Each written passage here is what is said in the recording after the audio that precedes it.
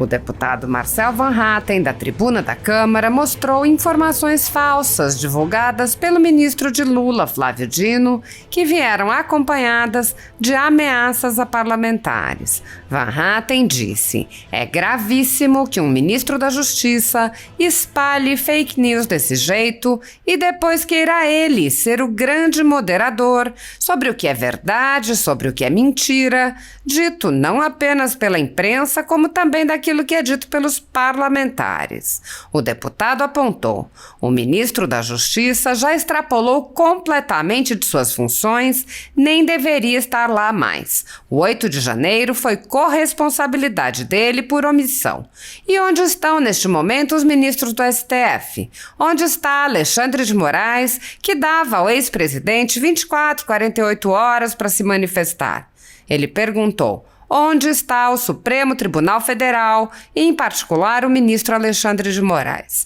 Van Hatten relatou: onde estão aqueles que sempre querem mais informações? Pois bem, nós entramos com representação na PGR para que investigue eventual prevaricação de Lula, pois se ele sabia que era armação, deveria ter avisado as autoridades. E se não foi o caso, ele fez mais uma bravata irresponsável. Não dá para admitir que continuemos nesse estado de bandalheira total, com o ministro da Justiça fazendo fake news, ameaçando parlamentares, e os ministros do Supremo fazendo política e calados diante de tanto absurdo no nosso país. Investigações seletivas estão comuns no país. No Supremo Tribunal Federal, o ministro Alexandre de Moraes conduz inquéritos sigilosos contra apoiadores do ex-presidente Jair Bolsonaro. Em um desses inquéritos, a sede da Folha Política foi invadida e todos os equipamentos do jornal foram apreendidos. Após a Polícia Federal atestar que não havia motivos para qualquer indiciamento, o inquérito foi arquivado a pedido do Ministério Público, mas o ministro abriu outro inquérito de ofício e compartilhou os dados do inquérito arquivado. Atualmente, a renda do jornal está sendo confiscada, a mando do ministro Luiz Felipe Salomão, ex-corregedor do TSE, em atitude que foi elogiada pelos ministros Luiz Roberto Barroso, Alexandre de Moraes e Edson Fachin. Toda a renda de mais de 20 meses de trabalho de jornais, sites e canais conservadores está sendo retida sem qualquer base legal.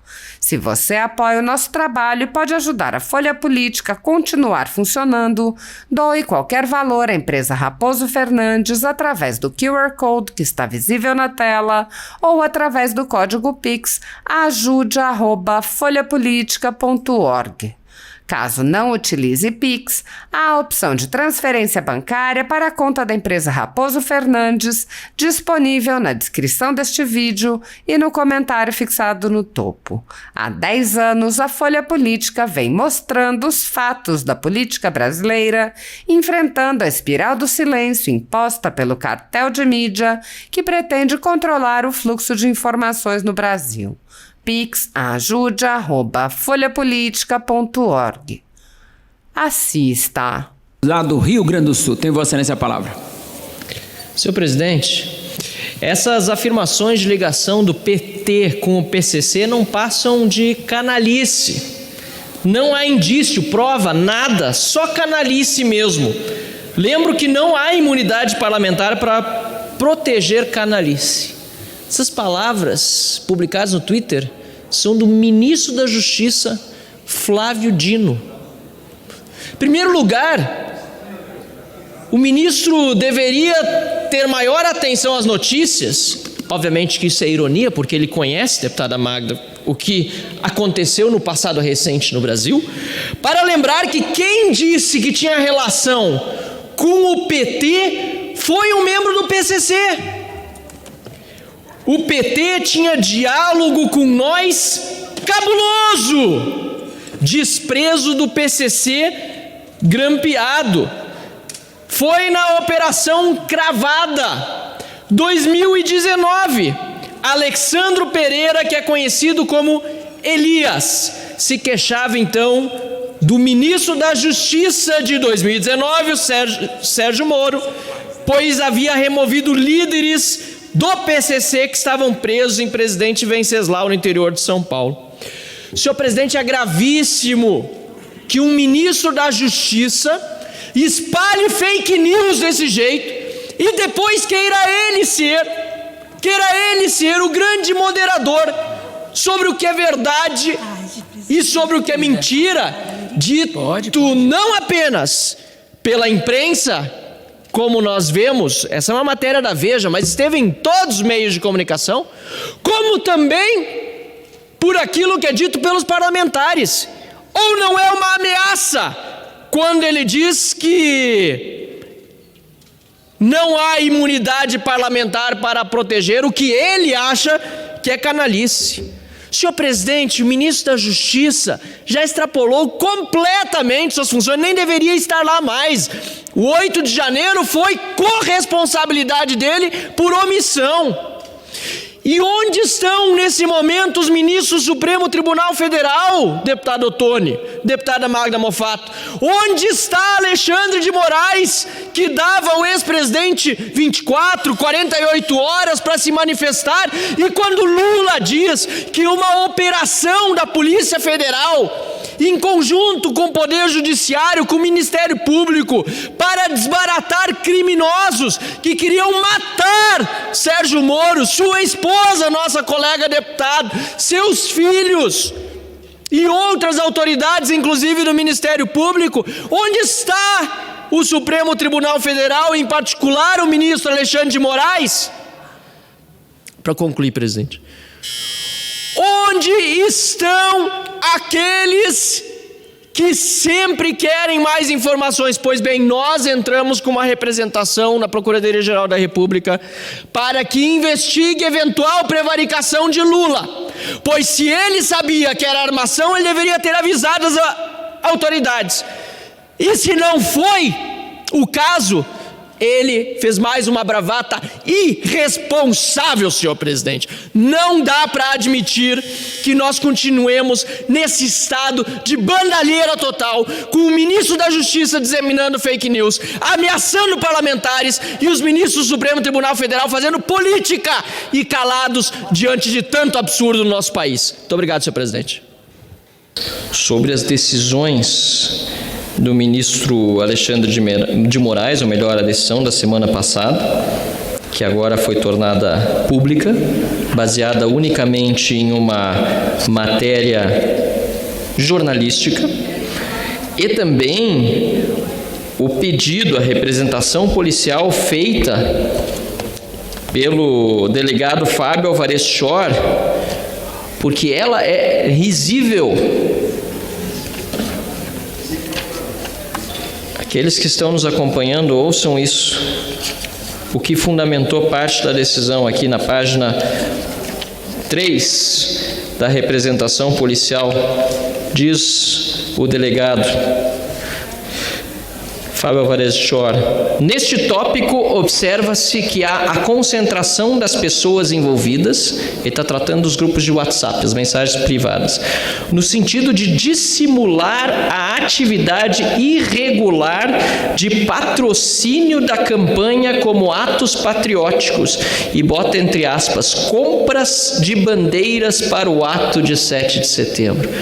Não, presidente, isso aqui não tem cabimento. Como se diz no Rio Grande do Sul, é para cair os butiás do bolso. Me caíram os butiás do bolso, a gente fala no Rio Grande do Sul. Compras de bandeiras para o dia 7 de setembro foram consideradas atividade irregular identificada nas conversas de WhatsApp.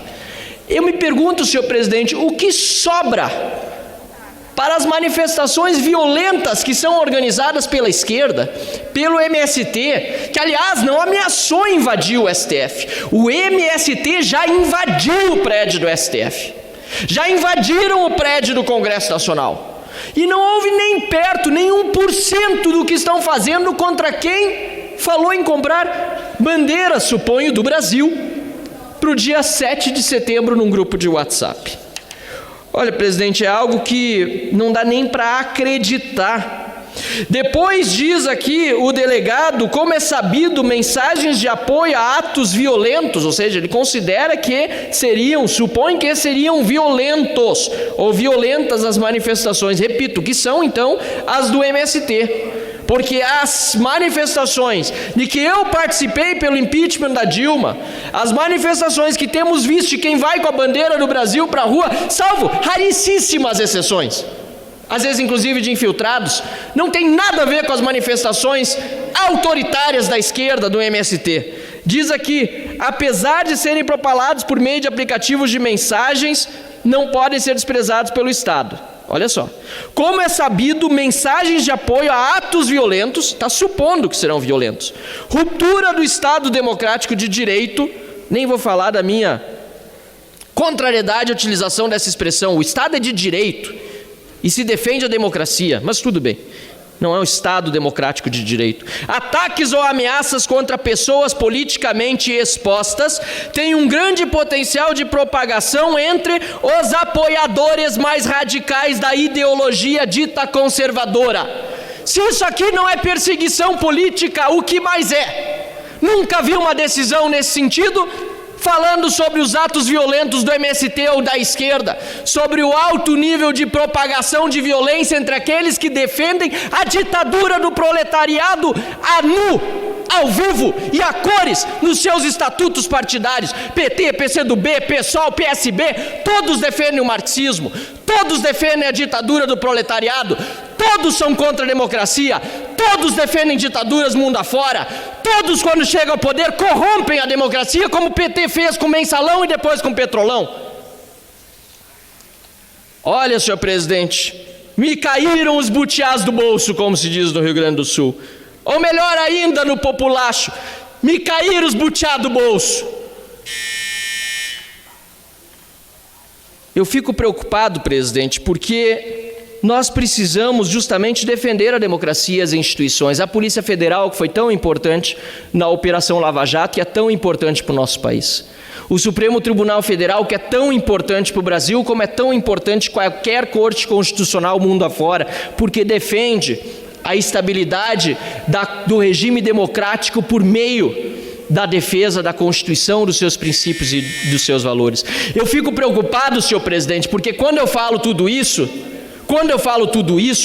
podem ter aqueles que acham que estou aqui, inclusive, desconfiando das instituições como tal, não jamais, mas desconfio das pessoas. Não à toa sou liberal, e o liberal diz que o homem não é livre se o governo não é limitado, e o Estado tem de ser limitado às suas funções básicas.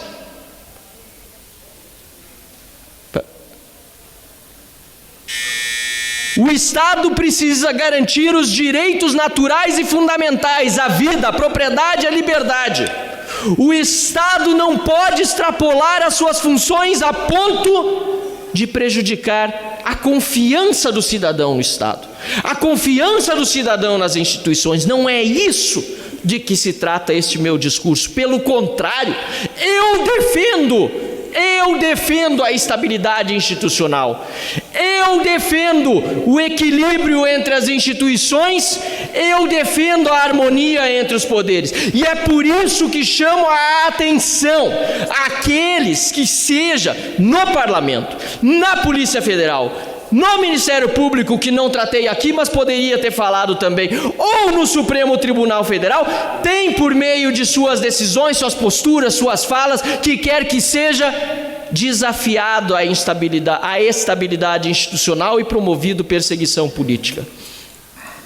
Eu aqui digo, senhor presidente, e fiquei ansioso pelo dia que chegaria a esta tribuna nessa segunda-feira para falar, porque na semana passada, quando ocorreu tudo isso, não havia sessão.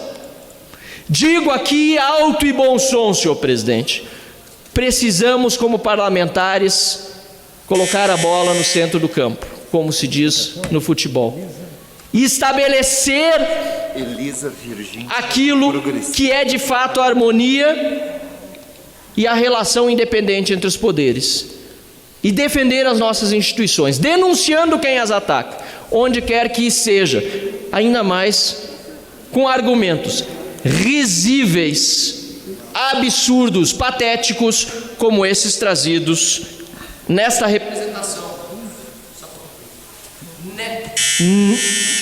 representação da Polícia Federal e nesta decisão do ministro Alexandre de Moraes. Obrigado. Com a palavra,